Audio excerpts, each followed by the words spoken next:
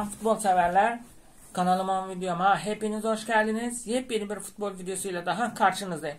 Bugünkü futbol videomuzda bu hafta oynanacak olan Galatasaray'ın sahasında oynanacak Galatasaray-Fenerbahçe derbisini konuşuyor olacağız. Videoma geçmeden önce bana destek için kanalıma abone olup videoma like veya dislike atıp yorum atar. Bildirim zilini de açarsanız sevinirim. Kanalımı da 5000 aboneye doğru gidiyoruz. 5000 abone olmasını sağlarsanız, 5000 abone yaparsanız kanalımı da çok mutlu olurum arkadaşlar. Evet. Bu hafta Galatasaray-Fenerbahçe derbisi oynanacak ve gerçekten çok önemli bir derbi. Ya şampiyonluk belli olacak ya da şampiyonluk son maça kalacak bu derbi sonrasında. Galatasaraylılar kazanıp şampiyonluğunu ilan edip şampiyonlukta taraftarlarının şampiyonluk turu atmasını bekleyecek, isteyecek. Galatasaray yenerse bunlar olacak. Fenerbahçe yenerse neler olacak? Fenerbahçe yenerse de hala matematiksel olarak da sürdürmüş olduğu şansını hala devam ettiriyor olacak. Ve şampiyonluğun son haftaya kalmasını Fenerbahçelilerin Galatasaray'ın şampiyonluğunu izlemesini engellemiş olacaklar. Sizce maç ne olur? Kaç biter? Görüş ve düşüncelerinizi yorumlara yazarsanız sevinirim. Ben bir tahminde bulunmayacağım. Beşiktaşlı olarak tahminde bulunmayacağım. Kim kazanırsa kazansın. Ama Galatasaray'ın kazanma şansının yüksek olduğunu söylüyorum. Evet, Fenerbahçe'nin şampiyonluk şansı hala var. Fenerbahçe'nin şampiyonluk şansı bitmedi ama çok düşük bir ihtimal bu arkadaşlar. Galatasaray'ın %95'lik şampiyon olma şansı varsa Fenerbahçe'nin %5'lik şampiyon olma şansı var. Bu %5'lik şampiyon olma şansını da matematiksel ihtimalini devam ettirdiği için veriyorum. Fenerbahçeliler kazanıp son maça bırakmak istiyorlar. Bir hayal gerçekleşsin istiyorlar. Yani gerçekleşme ihtimali çok düşük bir hayalin peşinde koşuyorlar. Ve bu koştukları hayalde gerçekleşsin istiyorlar.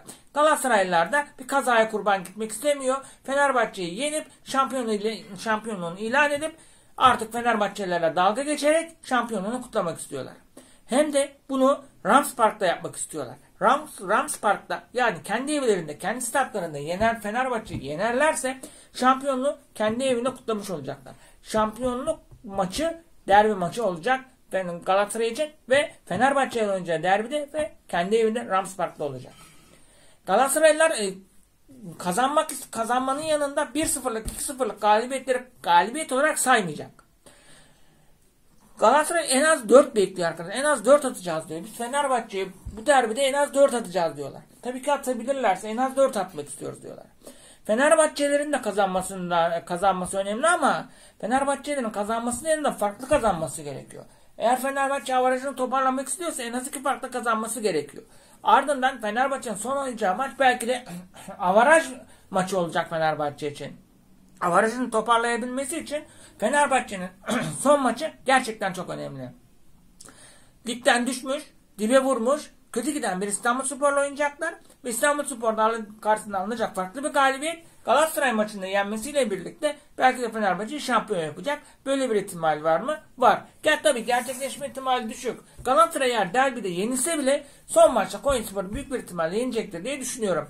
Ve son maçta Konyaspor'un durumu da önemli arkadaşlar. Son maça geldiğimizde Konyaspor hala ligden düşme şansı varsa, ligden düşme durumu varsa, ligden düşmemek için Galatasaray karşısında daha etkili kazanmak için çıkacak. Eğer beraberlik Konyaspor'a yetiyor, berabere kaldığı anda Konyaspor ligde kalmayı garantilerse biraz daha rahat olabilir Galatasaray karşısında. Fenerbahçe'nin rakibinin son maçtaki rakibi İstanbulspor hiçbir işi olmadığı için Fenerbahçe burada avarajını artırabilir. Bu derbi maçında hakemlere de çok büyük yük düşecek. Çok önemli bir maç. Belki de şampiyonluğu belirleyecek bir maç. Olacağı için arkadaşlar hakemleri de çok derinden etkileyecek bir maç. Hakemlerin burada hata yapmaması gerekiyor.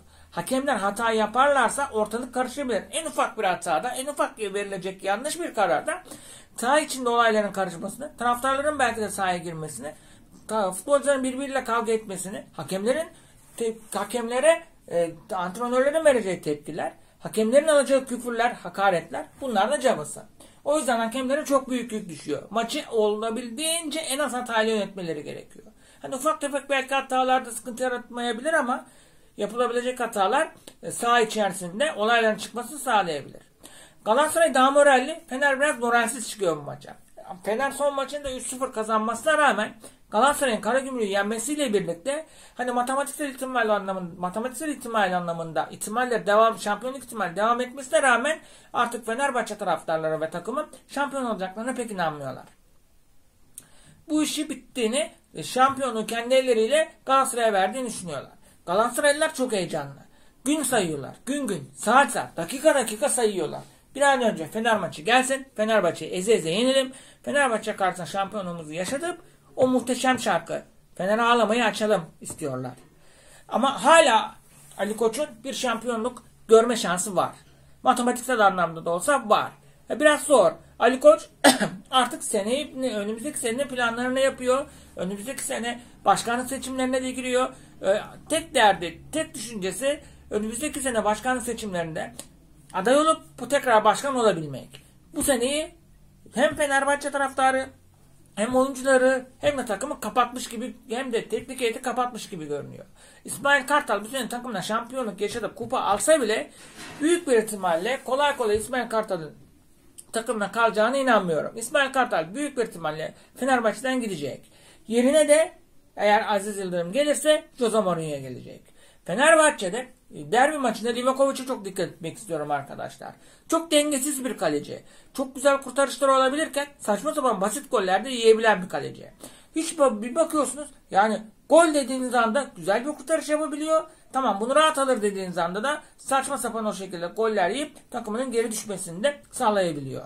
Fenerbahçe taraftarı bir an önce kendine gelmeli. Derbi maçının kendileri için çok önemli olduğunu bilmeli. Fenerbahçe taraftarı takımına en azından sosyal medya üzerinden olsa desteğini artırmalı arkadaşlar. Maçı kazanabileceklerine inandırmalı. Buna inanan futbolcular da ona göre maça çıkmalı. Fenerbahçe'de ben bu maçta İrfan Can Kahveci'nin çok etkili bir şekilde oynayacağını ve İrfan Can Kahveci'nin uzaktan bir golünün olacağını düşünüyorum arkadaşlar. Çünkü uzaktan etkili şutlar çekebilen ve çektiği etkili şutlar sonrasında da gol atabilen bir oyuncu İrfan Can Kahveci. Ben bu maçta İrfan Can Kahveci'den gol bekliyorum. Yine Galatasaray'da da Barış Alper'e çok dikkat etmek gerekiyor arkadaşlar. Barış Alper'den bir gol veya bir asist bekliyorum. Kanatları delik deşik edecek arkadaşlar. Karşısında kim olursa olsun kanatları delik deşik edecek ve orada elinden geleni yapıp kendini gösterecek. Muslera'ya dikkat edelim. Muslera kolay kolay gol yemeyecektir. Ben Fenerbahçe'de 2-0 Fenerbahçe 2-0 yenecekmiş gibime geliyor. Golleri de İrfan Can Kahveci ve Batshuayi atacak gibime geliyor arkadaşlar. Siz ne düşünüyorsunuz bu maçla ilgili? Kaç biter? Kim alır? Nasıl bir maç olur? Ben güzel bir maç olmasını diliyorum. Bir futbol sever olarak, bir futbol taraftarı olarak karşılıklı atakların olduğu, etkili oyunun olduğu, hakem hatalarının konuşulmadığı, hakem hatalarıyla kazanmadığı, kaybedenin kazanana hakemle kazandığını söylemediği, etkili, bol gollü, bol ataklı, güzel, seyir zevki yüksek, izleyenleri mutlu edecek bir maç olmasını istiyorum. Fenerbahçe'nin kazanmasını istiyorum. Çünkü son maç prestijden ibaret olmasın. Son maçta da maçlarımızı izleyelim, keyfimizi alalım. Orada da heyecan dorukta olsun istiyorum. Yine Galatasaray'da Hakim Ziyech'in patlayacağını düşünüyorum. Hakim Ziyech belki de sahanın Galatasaray adına en iyi oyuncularından biri olacaktır diye tahmin ediyorum. Davinson Sanchez bu maçta oynayacağı söyleniliyor. Oynarsa takımına katkı sağlar.